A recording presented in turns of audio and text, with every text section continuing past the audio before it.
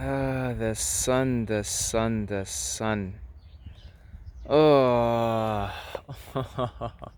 Ah. Oh, thank you, thank you, thank you. If I was still in Canada right now, I'd be in jackets, I'd be all covered up, wouldn't be seeing the sun much no more. Soon, never. Oh, I'm so grateful. The sun is God. The sun, it's not hard to see. God is oneness. God is right. God is oneness. So it's not that hard to see because what is giving life to everything on this planet? I think you all know the answer to that. It's the sun. It's the sun that's giving life to everything on the planet. The phenomena of life owes its existence to the sun, and it makes sense because the sun is light. It's the physical God, because God, God is like, formless and shapeless. It's the pure light, the metaphysical light. So the physical light, it would make sense that the physical light would be the life-giving substance, which would be God. So so it makes sense. So we owe our conversation right now, our communication, and every experience that we have on the planet, we owe it to the sun, because without the sun there would be no life on this planet, you see. So it's really it's a beautiful thing. It's just being in the presence of the sun. It's like so in regards to energy, in regards to cultivating your connection with the life force, in regards to connecting and expanding your energy field, expanding your aura, expanding the life force moving through you, the sun is an absolutely critical part in that energy cultivation work. Absolutely critical.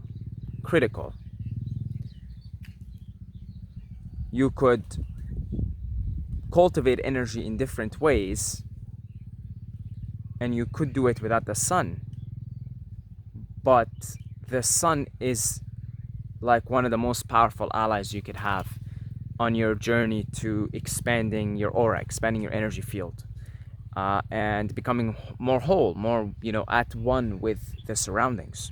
So in order to grab the energy from the sun, because look, first of all, we know plants, they perform photosynthesis.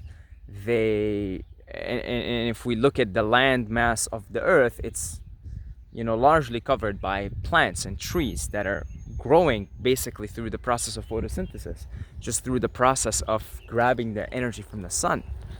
It's really magnificent. So we could do the same. Our bodies can grab energy from the sun.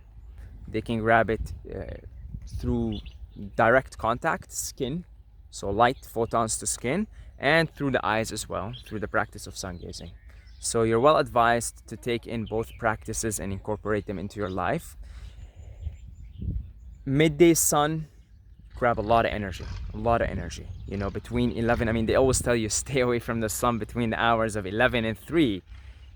But if you can manage to work up your adaptability, work up your tolerance to the sun, and then spend maybe an hour, 2 hours in that midday sun, an hour, you will be able to grab a lot of energy.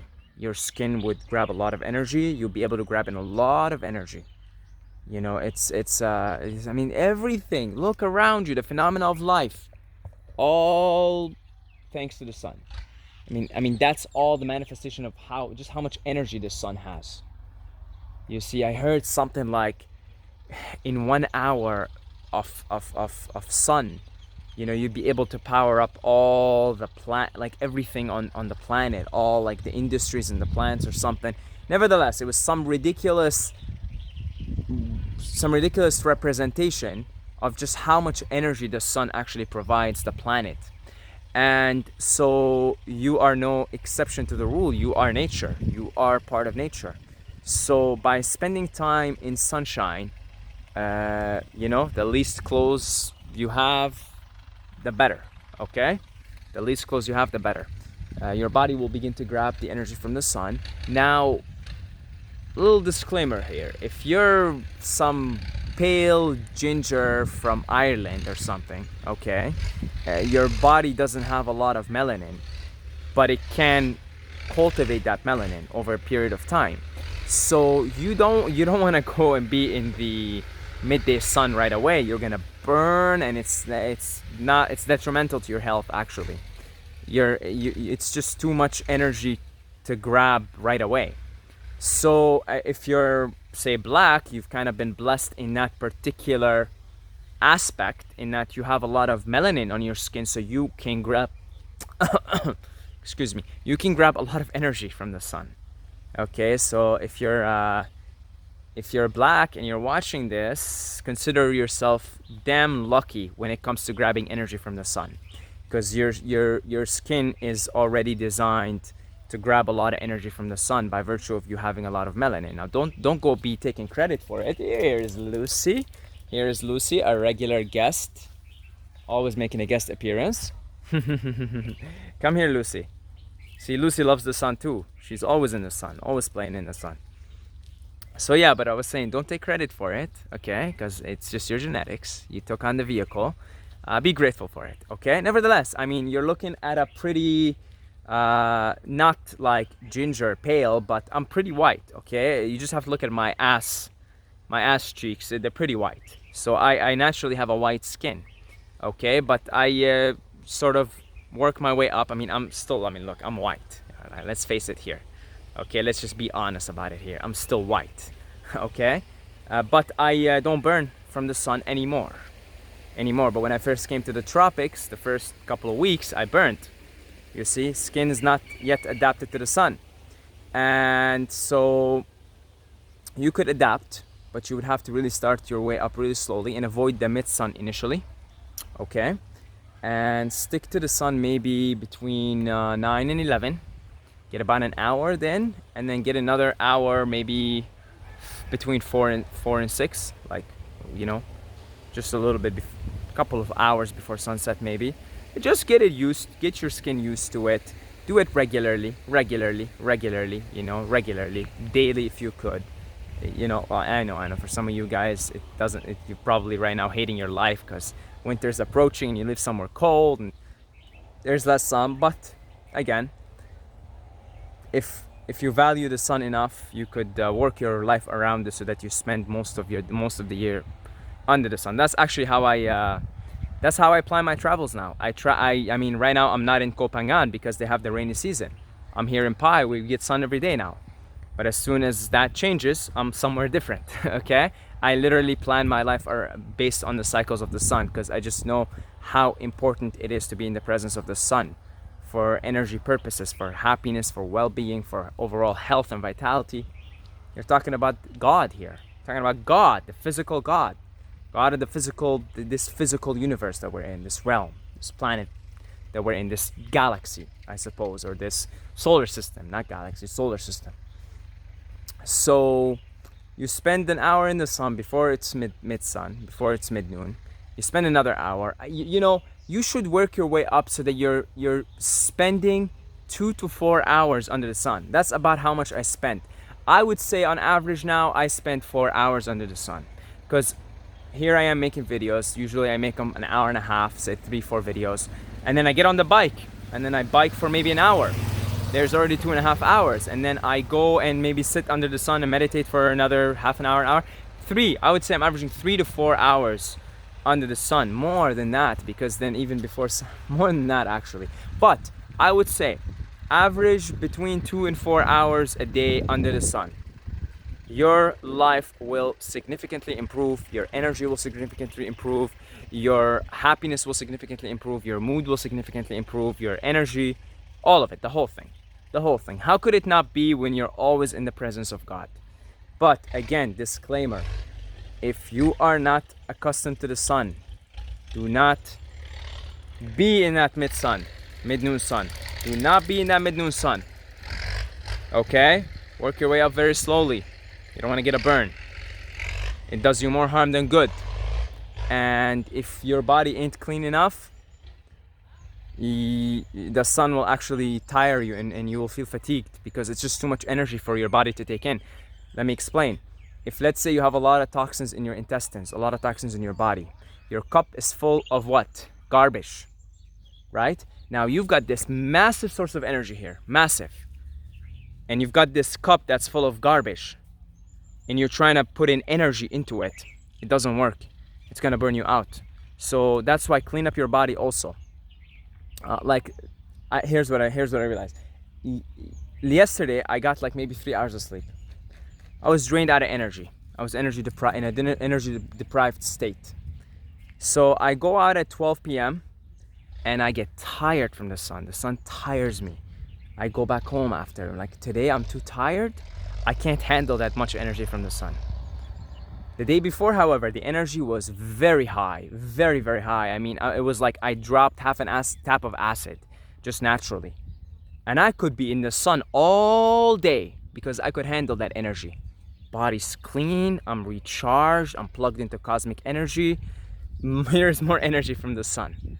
You know, so you have to really also be clean to be able to handle 2 to 4 hours on average every day of the sun, especially if it's the mid-noon sun.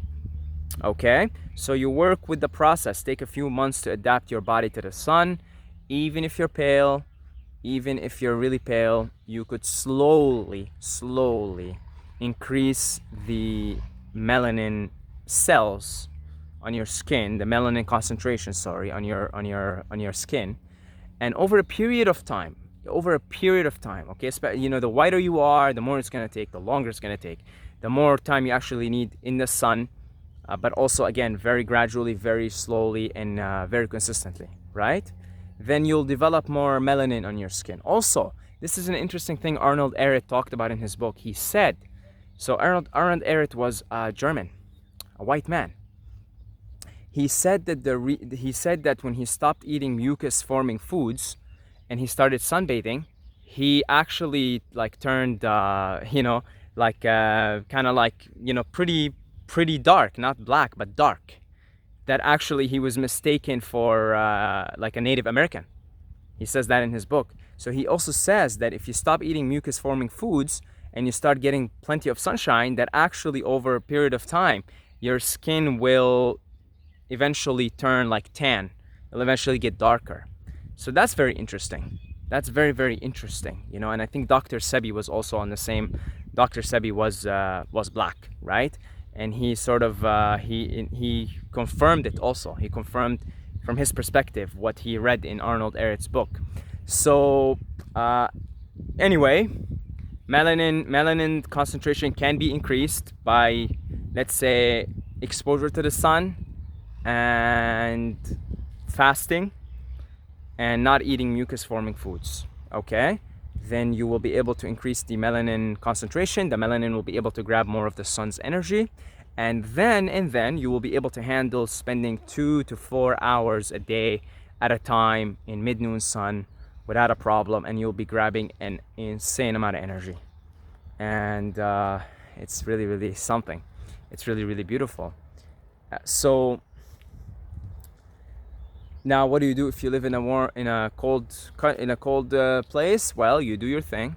You're living there for a reason. You maybe have to finish your university. Maybe your family's around. I don't know.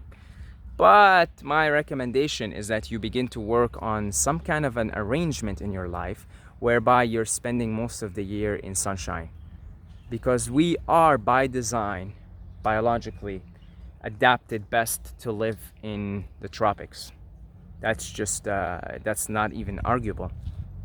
We are adaptable. We can go anywhere we would like, and we can adapt just fine. But that does not mean that the vehicle, and therefore the carrier of the vehicle, is operating at their most optimal level and their most optimal potential.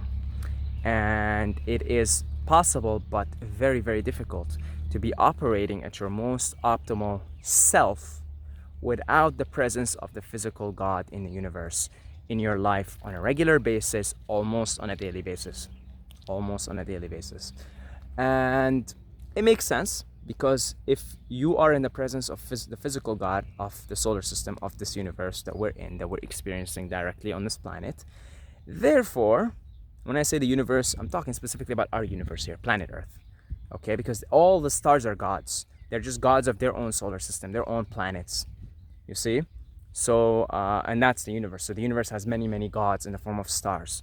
So when you're in the presence of the physical God of our universe here, in our experience, you are going to have more access of the inner God, the metaphysical God, the void, the pure light. You're naturally going, if your outer world is full of the physical, of that manifestation of God in physical form, then you're much more likely to be in touch, in contact with the inner God as well, with the inner light, with the inner sun, with the inner Christ. So, that also happens as a result of being in the presence of the sun. Okay? So work your way up slowly. Okay, folks, work your way up slowly and stay away from sunscreen, for God's sake. Okay, I said if you're really pale, just make sure you get your sun in the hours where the sun isn't too strong. Okay, it isn't too strong. And you may get a little burn, that's okay. Just make sure you start very slowly. Okay, if you really want to be with the sun, like I said, I suggest you build a lifestyle in which you're able to live somewhere or somewheres, kind of like I live somewheres, right? Not just one where. But again, that's gonna be up to you and what you want to do with your life. But set your life up in a way where you're in the presence of the sun. However you're gonna set that up, you set it up your way, and your life will significantly improve. Your energy levels will significantly improve. It will make becoming a breatharian much, much easier. Okay, if you're able to grab that much energy from the sun, you will naturally feel less inclined to eat, naturally less inclined. You might say, I need to drink more. You'll be surprised once you become more hydrated and you get used to the dry fasting. You'll be surprised that you don't really get much thirsty under the sun. You even sweat less if you're really clean and your body is really beginning to get used to dry fasting and it's beginning to pull on its own waters. Okay, but definitely the hunger part. If you're always in the presence of the sun, on a regular basis, you'll feel less hunger. You'll feel more fulfillment because you have more energy going through your system. But if you jump right into it, you're like, okay, I watched this idiot talk about the sun, so I'm gonna be just an idiot like him and do it, and jump into it and be like, okay, 12 p.m. let's go, 2 hours. You're gonna get burned, especially if your body ain't clean from the inside, and especially if you're not adapted to being in the presence of God, of this much energy. It's gonna burn you. It's gonna make it worse. It's gonna burn you. So slowly, okay? Thank you to all the Patreons for your continued support. Big kiss for you from Aditya. That's the name of the sun, I think, in Sanskrit. Aditya, one of the names. All right, say Aditya. Thank you, the life-giving force. Thank you, God. And thank you guys from Aditya for your continued support. Thank you to all the people who make the one-time donations on PayPal. If you'd like to contribute in any way, and you could do so, description, okay? Links are there.